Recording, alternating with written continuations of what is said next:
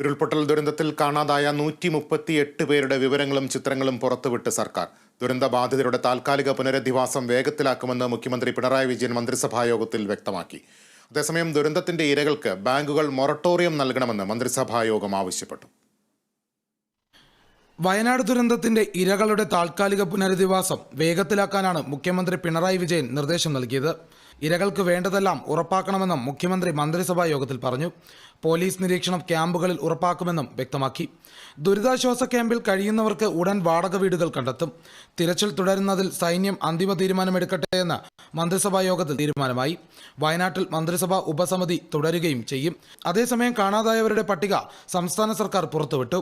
138 പേരുടെ താൽക്കാലിക പട്ടികയാണ് പുറത്തുവിട്ടിരിക്കുന്നത്. ആകെ 154 പേരെയാണ് ദുരന്തത്തിൽ കാണാതായിരിക്കുന്നത്. അതിനാൽ പട്ടിക അപൂർണമാണെന്നാണ് ജില്ലാ ഭരണകൂടവും വ്യക്തമാക്കിയിട്ടുള്ളത്. വയനാട് ദുരന്തത്തിന്റെ ഇരകൾക്ക് ബാങ്കുകൾ മൊറട്ടോറിയം നൽകണമെന്ന് മന്ത്രിസഭാ യോഗത്തിൽ തീരുമാനമായിട്ടുണ്ട്. സ്വകാര്യ ധനകാര്യ സ്ഥാപനങ്ങൾക്കും സർക്കാർ മുന്നറിയിപ്പ് നൽകി. ഇരകളെ ബുദ്ധിമുട്ടിക്കരുതെന്നും വായ്പയും പലിശയും ഇപ്പോൾ തിരിച്ചു ചോദിക്കരുതെന്നും നിർദ്ദേശം നൽകിയിട്ടുണ്ട്. Kerala vision news, Thiruvananthapuram.